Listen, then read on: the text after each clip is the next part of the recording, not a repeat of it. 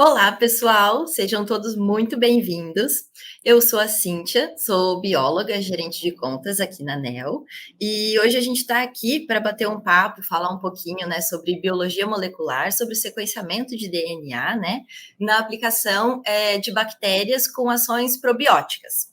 Então, né, hoje, como todos sabem, a gente está comemorando o Dia Internacional da Mulher, então eu não poderia começar de forma diferente, né? Desejo um feliz Dia da Mulher para todo mundo, para vocês, meninas que estão aqui, né, com a gente, para todo mundo que está nos ouvindo. E hoje, além de trazer, né, de ter esse bate-papo, trazer informações de qualidade, informações relevantes para vocês, né? Eu acho que até essa conversa nossa é para expressar um pouco da nossa gratidão, né? Um pouco, não muito, assim, da nossa gratidão por mulheres fortes, né? Que trilharam caminhos que eram muito mais difíceis, né? Do que hoje é para a gente dentro da ciência e que eu acho que abriram esses caminhos até para que a gente pudesse estar aqui hoje, né? Falando um pouquinho disso, trazendo um pouquinho de conhecimento. Então, acho que a nossa gratidão é extrema, assim. E eu acho que a nossa conversa de hoje, de alguma forma, possa também, né, inspirar aí novas mulheres e que a gente aumente cada vez mais aí esse ciclo. Bom, então hoje eu tenho aí duas convidadas especialíssimas. A Tayana é a nossa bioinfo aqui de casa, né? A nossa bioinformata aqui da NEL. E a professora Flávia. A professora, eu já começo agradecendo muito você ter aceito o nosso convite, tá? É muito legal ter você aqui com a gente, compartilhar um pouquinho, né, de todo o teu conhecimento com a gente. Então, eu vou pedir que vocês se apresentem, meninas, porque, né, o currículo de vocês é muito extenso para eu conseguir apresentá-las. Então, se você quiser começar, Tayana, e depois a professora também já se apresenta. Bom dia, meu nome é Tayana, eu sou de Belém do Pará, eu trabalho como bioinformata pleno, aqui na Prefecta. Eu sou biotecnologista, formada pela Universidade Federal de São Carlos, também fiz técnica em informática pelo Instituto Federal do Pará, e faço parte de uma comunidade há muitos anos, que se chama Paileire, agora eu estou no Paileire Bioinfo, que é uma comunidade que instiga mulheres na ciência no geral, mas principalmente nas áreas de computação, e usa como ferramenta o Python. Então, a gente está ali na comunidade aprendendo, e aprendendo juntos, ensinando também, e tentando fortalecer essa comunidade de mulheres no Rio. Que legal. E agora vamos para a professora, então. Meu nome é Flávia, sou biomédica, mestrado e doutorado em bioinformática. Então, durante meu doutorado, eu tive a oportunidade de fazer um doutorado em Portela. Então, eu tive um diploma também de bioquímica e biologia celular pelo INRA da França, onde eu fiquei, né, boa parte do meu doutorado, e onde também começou a surgir todo esse interesse, né, de associar as informações de probióticos com aplicações genômicas. Então, vocês vão ver que eu vou contar um pouquinho da minha história, que vai começar aí, né, pela minha tese. E também, né, hoje eu sou professora de informática aqui na Escola de Veterinária da UFMG e coordeno atualmente o Laboratório de Informática Integrativa, onde a gente tem aqui, né, alunos de iniciação científica, mestrado e doutorado trabalhando com essas temáticas associadas que a gente vai falar aqui hoje. Muito legal. E falando um pouquinho até disso, né, professora, da tua história, assim, que você comentou. Acho que a primeira pergunta, assim, né, que é o que eu mais acho interessante, assim, o que te motivou, né? Qual foi o motivo dessa escolha, né? Hoje eu estou aqui no meio, né, de duas bioinformatas aí, então um pouquinho até é a área que eu acho que eu tenho menos contato, assim, né, dentro da biologia, dentro da NEL hoje. Então, o que né, motivou vocês, assim, lá anos atrás? Acho que é isso aqui que eu quero fazer, isso aqui que eu quero para minha vida, né? Qual que foi o start, assim? Comigo, assim, eu sempre fui muito curiosa, desde criança. Então, acho que a curiosidade é uma coisa do cientista, né? É a mente do pesquisador, né? Uma mente sempre inquieta. Exatamente. Então, isso começou, né, desde muito pequena. Eu gostava de ver o microscópio, eu gostava de participar de feira de ciências no colégio. Então, adorava as matérias de ciências, então já ia pegando esse gosto, né, por esse lado, sem saber que isso ainda era pesquisa, né? E depois, anos mais tarde, né, ao entrar na faculdade de biomedicina e tudo, eu tive a oportunidade de estar fazendo iniciação científica em alguns laboratórios da UFMG, e aí foi me despertando ainda mais esse interesse de estudar micro-organismos, até que chegou num ponto que eu falei, além dessa parte, né, de isolar, caracterizar, eu quero saber a parte molecular, o que tem dentro dessa bactéria, né, qual o código genético. Então, entender esse código genético, investigar, foi aí que surgiu o grande interesse, né, pela bioinformática. E aí, minha formação em seguida, né, se deu nessa área. Acabou encaminhando ali. Bacana. E você, Tayana? Tá, no ensino médio, eu fiz técnico em informática, né, integrada no ensino médio. Eu sabia que eu queria ir para uma área de computação. Daí foi quando eu descobri a bioinformática, e eu percebi que eu conseguia unir duas coisas que eu gostava muito na época, que era computação e biologia. Então, eu fui fazer graduação em biotech, mas sempre focando na bioinformática. Então, eu entrei na biotech e já comecei a pensar por trás. E estou aqui. E eu não sei, mas vocês chegaram a enfrentar alguma barreira, assim, o que foi mais desafiador, né, quando vocês escolheram essa carreira? Não, é isso que eu quero, eu vou ser, né, uma pesquisadora, uma cientista. Teve algum desafio muito grande, assim, que vocês tiveram que romper, alguma barreira, assim, ou foi tranquilo?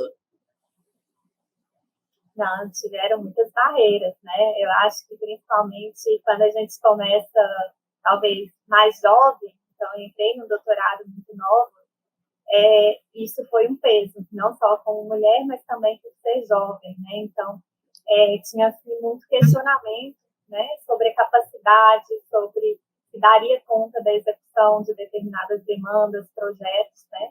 Mas eu acho que a gente responde de forma positiva, né, apresentando aí os resultados, né, coordenando e liderando. Então, eu acho que isso é uma coisa que as mulheres precisam muito hoje, né, falando mais uma vez, parabenizando pelo Dia da Mulher, né, então é uma coisa que a gente precisa, valorizar essas lideranças, né, e coordenações femininas. Exato, professor. Sabe que você comentando, eu me lembrei basicamente a mesma coisa, assim, quando eu iniciei no mestrado, eu também era muito nova, e aí, na época, eu comecei a lecionar, né, em alguns cursos ali, e era praticamente área de agrárias, assim, zootecnia, veterinária, e são cursos predominantemente ocupados por homens, né? Então, eu senti muito isso, assim, aquela questão de parece que o tempo todo a gente é testada. Eu acho que a palavra é essa, né? Mas será que ela tá? Será que ela sabe o que está falando? Será que, né? Então eu sentia muito, muito, muito assim durante o meu mestrado essa questão de ter que provar, sabe? É algo muito chato, né? A gente não deveria ainda, mas enfim, a gente vai ser testado e provar que sim, né? Que podemos e estamos aqui.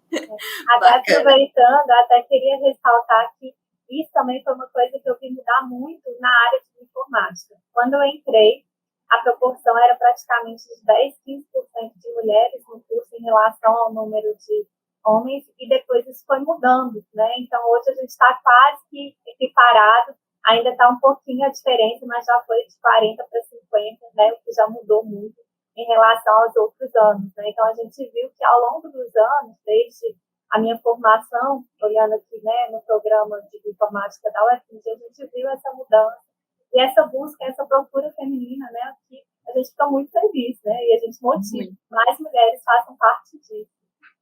Sim, muito legal. A gente acaba, né, vendo essa mudança. Eu acho que também, se puder dizer, né, que trouxe alguma coisa, eu acho que a pandemia trouxe um pouco disso também. Eu acho que teve uma visibilidade maior e do trabalho, né, de como é feito, e nisso muitas mulheres acabaram tendo, né, um momento ali de fala, de poder demonstrar, e principalmente na parte técnica, né? Enfim, a gente segue aí quebrando barreiras.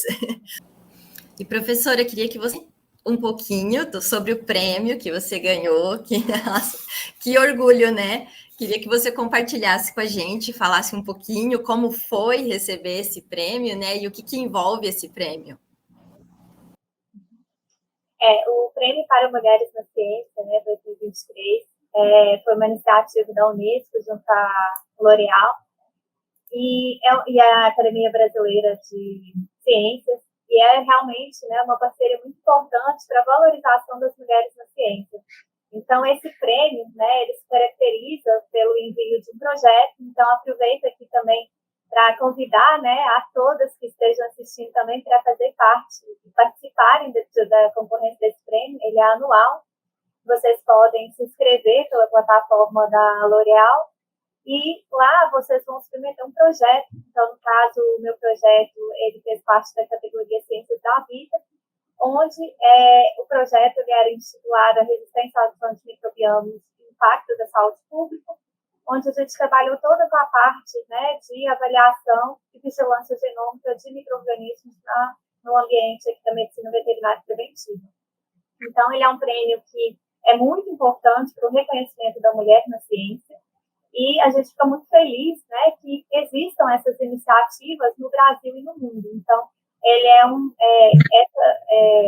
existe esse edital do Brasil e também existe editais em outros países com essa mesma parceria. Nossa, que legal. Isso foi o ano passado? Isso. Esse prêmio, ele foi contemplado com o prêmio em novembro de 2023, na cerimônia, né? Então, também uma coisa super legal é que a gente teve um dia lá, então um dia, assim, dedicado para nós, as premiadas. Então, fornecendo várias, né, informações, nós tivemos palestras também a respeito de outras grandes mulheres em ciência, estivemos com elas presentes no dia, elas estavam lá para nos prestigiar, foi feito um evento para nós, mulheres, então acho que essa parte também foi muito legal para nos valorizar, né, não só como cientista, mas como mulheres também na ciência. E ao lado, né, nós temos as nossas colegas que foram premiadas juntas, e cada uma delas, né, foi premiada em uma categoria. Então, juntas, né, nós fomos 6, e tem mais uma que ela recebeu o prêmio virtual, porque já estava com um bebezinho e não conseguiu fazer viagem, né, então nós fomos 7 premiadas, né, nessa edição de 2023. Nossa, que legal, parabéns, professora. É realmente um orgulho, né, ver tanto um projeto bacana como esse para poder, né, incentivar e dar esse apoio e esse suporte. E que legal, muito, muito legal, assim, ver que, né, vocês participaram e tiveram, acho que é um pouco disso que a Tayana comentou, é se sentir pertencente a um grupo, né, e poder mostrar isso e poder ser vitrine, né, para que outras mulheres vejam também e se encorajem nesse caminho aí da ciência. Parabéns, professora. Muito obrigada. Professora, agora eu vou pedir, né, óbvio, para você falar um pouquinho em específico desse teu trabalho, né, que é um estudo de uma bactéria em específica, né, e como surgiu, assim, qual que foi a ideia, né, o objetivo, enfim, queria que você compartilhasse um pouquinho com a gente. Esse artigo, né, ele faz parte hoje de uma tese de doutorado de um aluno, que é o Juan, que é o aluno que é o primeiro autor desse paper, né? Ele é aluno aqui de doutorado do nosso programa, eu oriento ele. E ele também vai fazer até uma parte do doutorado dele em continuidade a esse projeto na França. Então, no mesmo instituto que eu fui, agora ele vai dar continuidade e vai seguir nessa linha exatamente próprio genômica, que é o que conta esse artigo, né? Nesse artigo, no caso, né, ele foi feito em parceria com o Flaviano Martins, que é um pesquisador professor aqui de microbiologia da UFMG, né, e esse trabalho surgiu de um trabalho anterior, onde ele tinha caracterizado esses isolados como microbióticos, a partir de isolados, né, que vieram aí do leite materno. Tem um trabalho do MACEM 2023, que foi publicado em junho, e nós ficamos responsáveis por, depois que ele provou os efeitos probióticos in vitro e in vivo, de validar a parte genômica. Será que a gente conseguiria encontrar os genes e proteínas responsáveis por esse efeito probiótico? Então, aí foi esse questionamento. Esse artigo também é uma coisa muito interessante, porque ele surgiu também de uma disciplina, então eu dei uma disciplina aqui no curso de próprio genômica, e os alunos que são coautores desse paper, eles fizeram parte dessa disciplina e ajudaram nessas análises. Então, do ponto de vista também de formação de recursos humanos, é uma coisa que a gente considera extremamente importante hoje aqui na universidade, né? Então, não só o nosso grupo saber fazer essas análises, mas também capacitar novos alunos, né, para que eles possam desenvolver essas análises também. Perfeito, muito legal. Você falou que é até uma disciplina, né? A probiogenômica. Isso. A gente criou uma... É um termo, né? Até para quem não entende, a gente tem vários termos, né? Metagenômica, metaviroma, probiogenômica. Isso. Exatamente o termo, ele significa o quê, assim? Ele significa você estudar a genômica de bactérias probióticas. O que seria isso? Qual é o conjunto de genes e proteínas ali daquela bactéria que podem conferir um efeito benéfico a ela? Então, por exemplo, se a gente pensa, né, uma bactéria de laticínio, de leite, de queijo, normalmente elas são ricas em bactérias probióticas que têm esses efeitos, né, que muitas vezes são benéficos para a nossa saúde. Né? É claro que esses efeitos, eles sempre dependem, né, de toda uma validação também, in vitro, in vivo, para você, né, conseguir fazer essas correlações. É importante dizer que a genômica ela é um caminho, ela pode até servir como maquiagem, uma seleção inicial de alguns isolados, mas a gente sempre precisa dessa validação toda depois da parte de bancadas, né? Então, isso é uma coisa bem importante de ressaltar. Sim, e aí, falando, né, da parte mais técnica mesmo, isso vocês fazem, você falou que teve o isolamento dessas bactérias, e aí, através desses isolados, vocês fazem o sequenciamento do DNA, e aí, depois dessa parte que entra toda a parte de bioinformática, é isso? Exatamente, isso. Após o sequenciamento, né, quando a gente recebe esses dados, a gente começa a utilizar, né, várias ferramentas para fazer todo o processo, né, de controle de qualidade desse sequenciamento, montagem, anotação, para aí a gente conseguir, né, fazer que aqueles nucleotídeos ali presentes no sequenciamento tenham valor de significado de informação biológica. Então, qual é o valor daquilo? Aquele gene presente naquele local, junto com outros, pode conferir alguma ação, né? Então, lembrando que, assim, isso vão ser indícios, né? Porque ali a genômica ela vai mostrar para a gente os genes presentes e ausentes, mas que a gente também depende, né, depois de conferir essa ação em termos de expressão desses genes e até mesmo, né, da conferência por proteômica, né, e tudo mais, da validação dessas proteínas realmente no organismo. Né? Mas é um caminho que já te abre muitas portas, né? Ele é aquela seleção. Então, por exemplo, se a gente vai falando do ponto de vista industrial, às vezes a indústria quer saber qual é a melhor cepa que eu vou utilizar para o meu alimento. Nós poderíamos fazer um rescramento de 100, 200 cepas sem ter que fazer essa validação in vitro de todas, que é um procedimento complicado, né? Então, a genômica já poderia te dar ali um insight das melhores candidatos ali para você, né, seguir esse caminho de validação de bancada depois. Fazer uma seleção ali, né, do melhor a ser utilizado para cada caso. Exatamente. Perfeito. E Tayana, fala um pouquinho para a gente qual que, dentro dessa parte toda, você que tem aí mais intimidade com a bioinformática, como que você vê o papel, né, o principal, assim, dentro da bioinfo nesse tipo de projeto, de estudo, né? Eu falo assim que o papel do bioinformata, em geral, ele precisa entender um pouco da biologia, um pouco da computação. Então, como a professora falou, quando os dados não, né? As amostras estão ali no laboratório, então elas vão ser sequenciadas, a gente está falando de bancada, mas a partir desses dados brutos de sequenciamento, todas as etapas, até o final que você vai fazer a produção, então todas as etapas intermediárias foram informadas, feitas por um bioinformático. Então ele precisa entender esse mundo biológico para ele conseguir compreender se aquelas informações que ele vai extrair fazem sentido.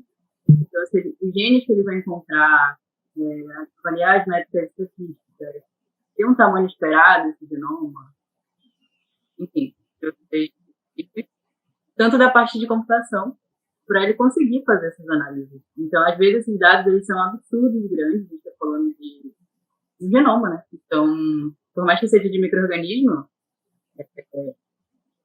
depende do micro-organismo, a quantidade de dados absurda. Então, ele precisa conseguir manipular esses dados e entender esses dados. Então, é realmente um cientista, um profissional, né? E que consegue entender ali de universo. Entendi, perfeito. E como que, assim, né, quando vocês iniciaram o projeto, é feito o sequenciamento, trabalhado os dados, feita a montagem, a anotação, mas, assim, o que que vocês tinham, por exemplo, como esperar, né? O que que eu espero encontrar ali dentro desses dados que vão ser trabalhados? Qual que é o meu alvo para que eu consiga dizer que essa bactéria ela tem uma ação probiótica ou não? Vocês tinham um alvo já específico ou tudo que vocês iam encontrando, vocês iam testando? Como é que foi essa parte? Primeiramente, né, o que a gente busca? A gente busca genes que possam conferir essa, essa característica, né, em relação aos efeitos benéficos, essas propriedades. Então, primeiro, a gente pensar assim, para um bom probiótico ter o seu efeito, a gente vai precisar que ele resista, por exemplo, ao trato gastrointestinal.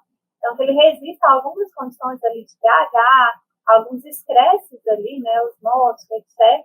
Então, a gente tem esses genes, né, que a gente pode buscar ali. Será que essa bactéria tem esse gene? Confere essa informação, né? E, por outro lado, a gente também tem algumas análises que a gente faz visando a segurança dessa bactéria para uso. Então, vamos pensar assim, uma bactéria com muitos genes de resistência, talvez ela não seja interessante como probiótico, já que a gente não saberia como que isso se comportaria, né, ao longo ali de um processo industrial, por exemplo. Então, a gente faz também essa busca, essa caracterização, né, de como que a bactéria ela tem essas informações que garantem que ela seja um probiótico também seguro. Então, tem algumas análises nesse sentido também. Eu tenho uma pergunta. Entendi. Eu queria saber se vocês estudaram outras cepas, ou essa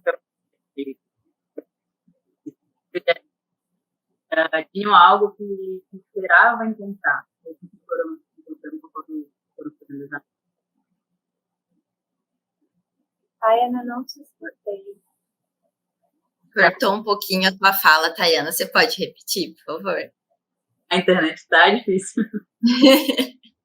Eu repito a pergunta ou desde o começo? Pode ser, acho que pode ser desde o começo. Se você puder repetir, eu não escutei, perdão. Tá. Eu tenho uma pergunta que encaixa aqui. Eles estudaram outras cepas da genética. Então, vocês já tinham uma noção do que esperar, assim, do que encontrar nesse genoma, ou se eles foram concluindo durante as análises? A gente já tinha, né, alguns outros artigos do grupo, onde a gente trabalhou sim, com estudos propigenômicos de outras bactérias. Então, a gente tinha alguma ideia, assim, nesse caso, do que a gente poderia encontrar.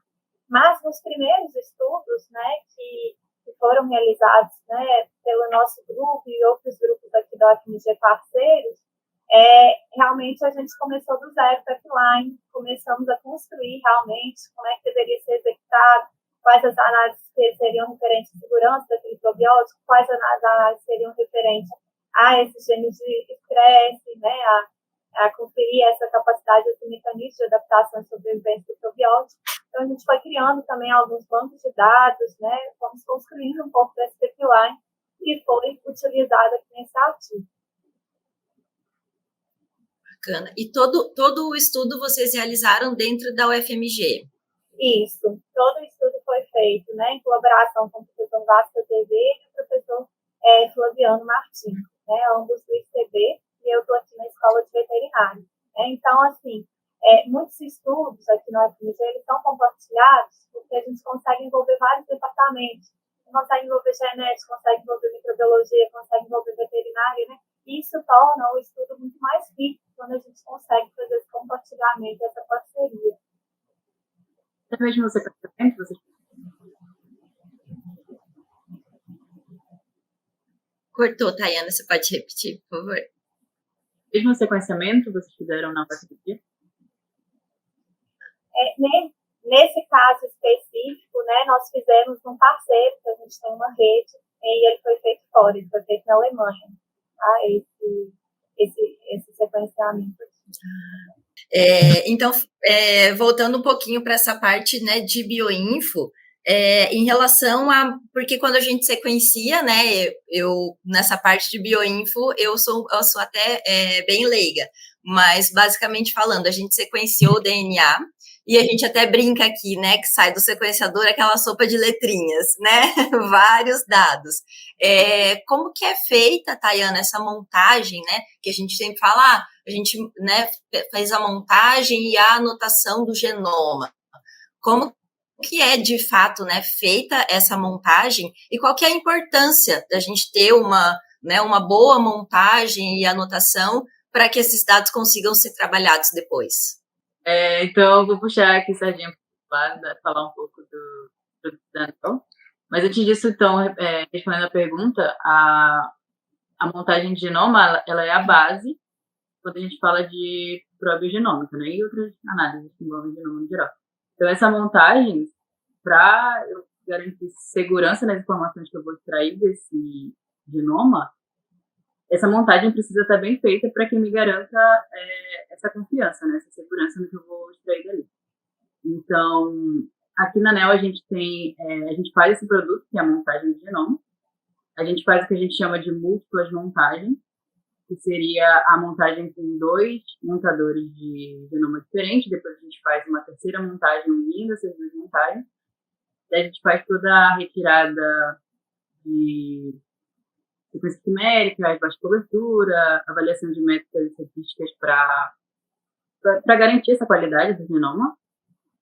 Após isso, a gente faz a anotação, que serviria em parte, para conversar ali com a probiogenômica, porque a gente entregaria quais são os genes de virulência e resistência encontrados, além de outros genes, né, nessa anotação como um todo. E a gente faz a classificação taxonômica também, que seria o final assim, desse produto. Então, a gente entregaria qual é a espécie daquela amostra. Isso é interessante de falar, porque por mais que o objetivo de algumas análises, como é a probiogenômica, não é identificar qual é a espécie, essa é uma etapa importante no processo, porque já aconteceu na NEL, de o cliente enviar esperando uma espécie de bactéria X, a gente faz a sequenciamento, faz a montagem do genoma, faz a classificação taxonômica e era uma espécie Y.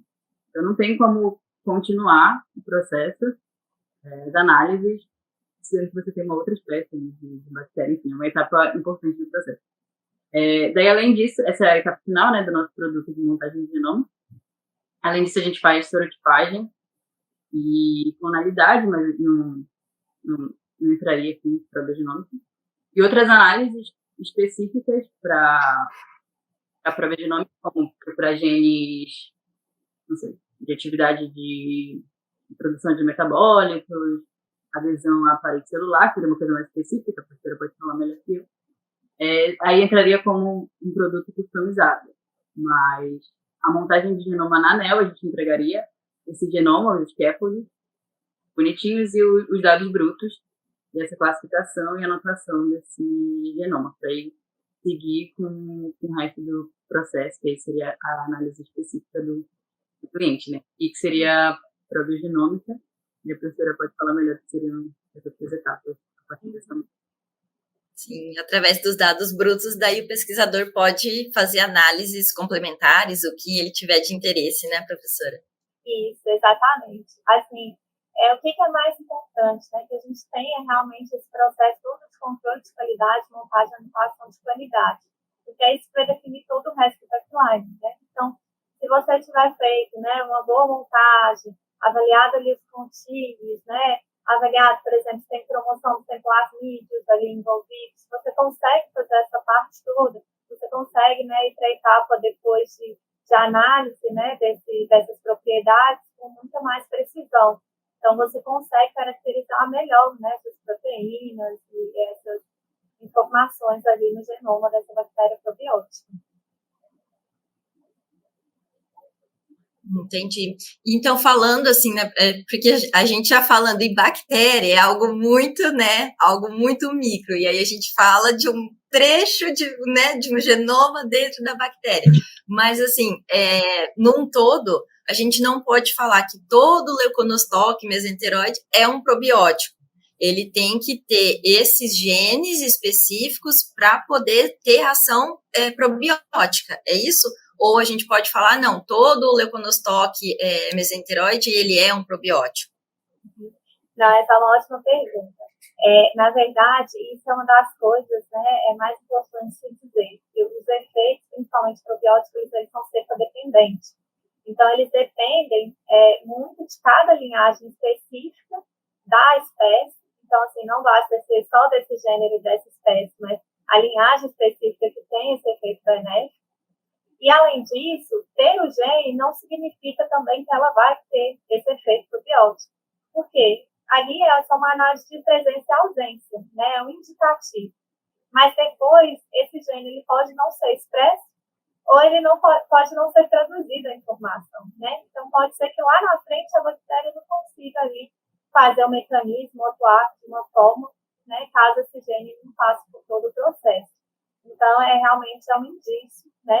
Mas, nesse caso aqui, a gente tinha realmente um trabalho prévio já caracterizando, então provando que já era um probiótico, com todas as consolidações do teste de bancada.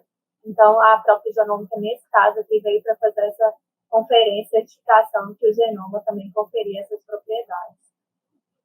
Ah, entendi. E hoje, assim, professor, o que você vê, né, dentro tanto da própria genômica ou até de outros estudos, para que essas bactérias possam ser utilizadas, né? Qual que seria a importância, assim, desses estudos hoje para indústrias de alimento, né? Principalmente que trabalham com a parte de laticínios, de fermentação. Qual que é a importância, né, desse tipo de pesquisa hoje, até para o mercado de hoje, né, e também para o mercado futuro? Uhum. Acredito que é muito importante, não só para a escolha, por exemplo, do melhor probiótico para utilização em um dado produto industrial, até pensando, por exemplo, na viabilidade do tempo que a bactéria pode durar nesse produto, as características que ela pode conferir, mas também do ponto de vista de seleção, né, ela faz uma economia muito grande esse tipo de análise, né, porque a gente pode realmente fazer toda essa caracterização genômica antes de ter validações maiores experimentais. Entendi. E falando em probióticos, eu acho que ele pode ser utilizado tanto na indústria de alimentos como na indústria farmacêutica, ou não? Sim, inclusive na indústria também, hoje voltada para a saúde animal. Então, a gente está percebendo essa tendência também.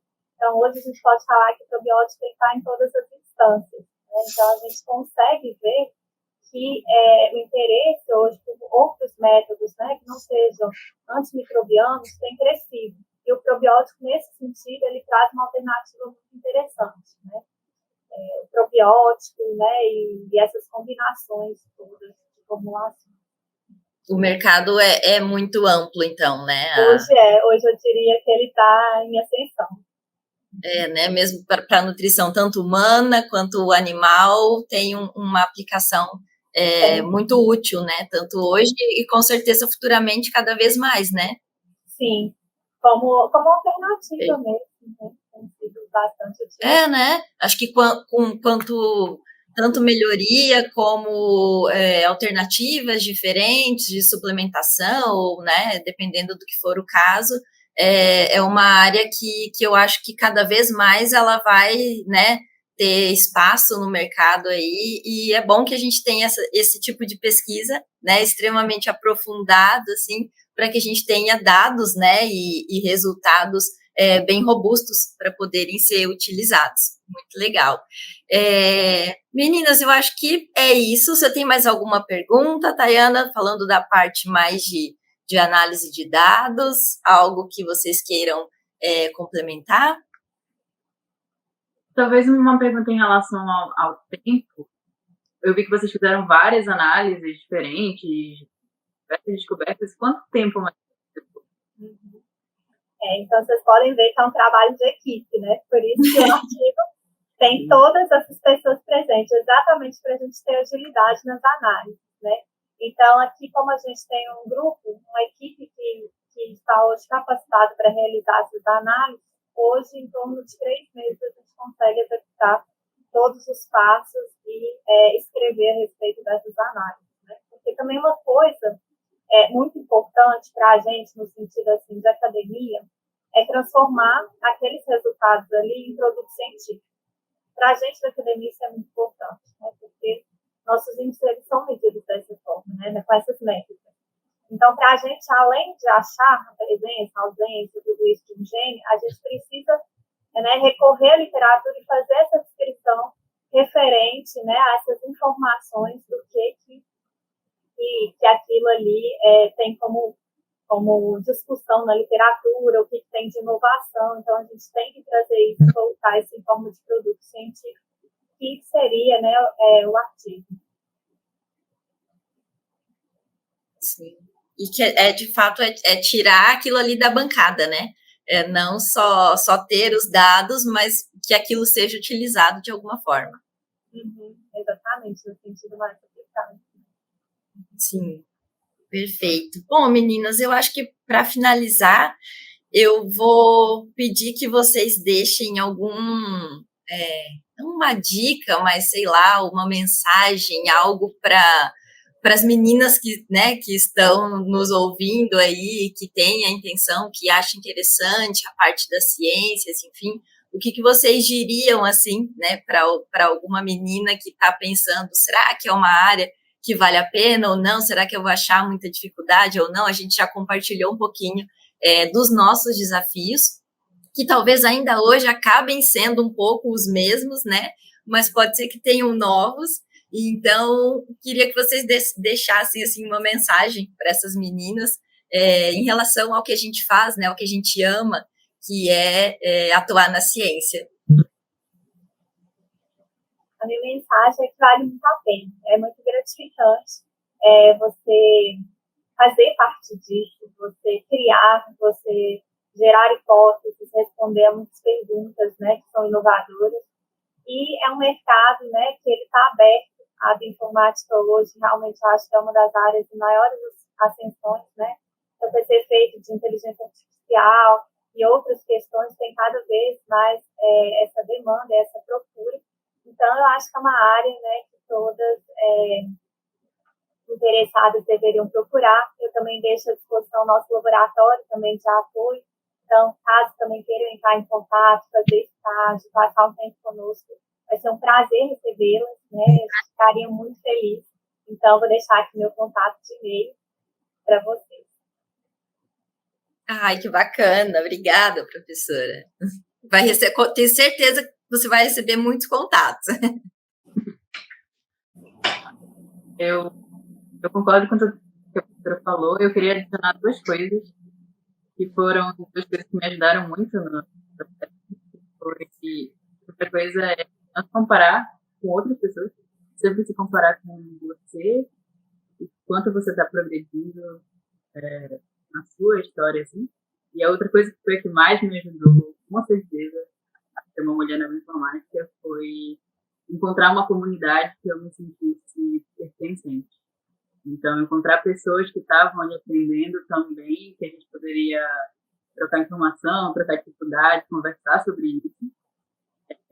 Então, é realmente isso, se encontrar num grupo de pessoas que estão ali mesmo numa situação parecida para se sentir apoiado de alguma forma.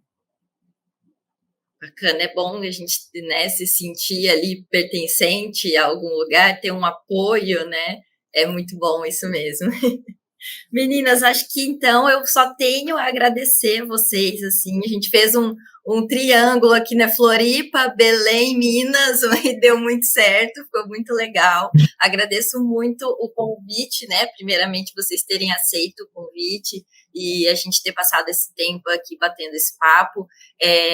Querendo ou não, é um papo descontraído, enfim, a gente sempre tenta trazer, porque a gente sabe que são informações, né, às vezes muito complexas, são dados que a gente trabalha que são muito complexos, mas a intenção, uma das ideias da ANEL é justamente, né, pegar essa parte teórica, assim, que às vezes é muito complexa e tentar transformar num bate-papo mais leve, mais descontraído, né, para que quem nos ouça e que não seja tão familiarizado entenda o que está sendo, né, dito e que isso possa até despertar algum interesse, de repente, né, em quem esteja vendo. Deixo para o pessoal também que se interessar e quiser saber um pouquinho mais, no nosso blog tem várias notícias, tem de probióticos, que a gente já fez um webinar bem bacana, tem falando um pouquinho mais de bioinfo, então dá uma procurada ali, dá uma pesquisada. A professora já se colocou à disposição, né, para quem se interessar, poder auxiliar. E da minha parte, assim, eu agradeço vocês imensamente, foi muito legal, um prazer poder ter essa conversa com vocês.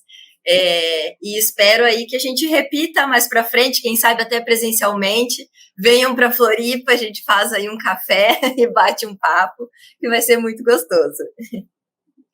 Com certeza, né? Acho que é uma ótima oportunidade para a gente estar aqui divulgando um pouquinho do nosso trabalho, divulgando um pouquinho do que a gente faz, né? E aproveito também para, novamente, parabenizar todas as mulheres pelo dia.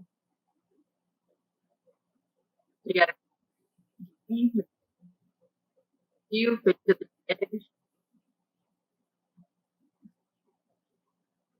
Show, meninas. Muito obrigada, então, tá? E até breve, a gente vai se falando. Tchau, tchau.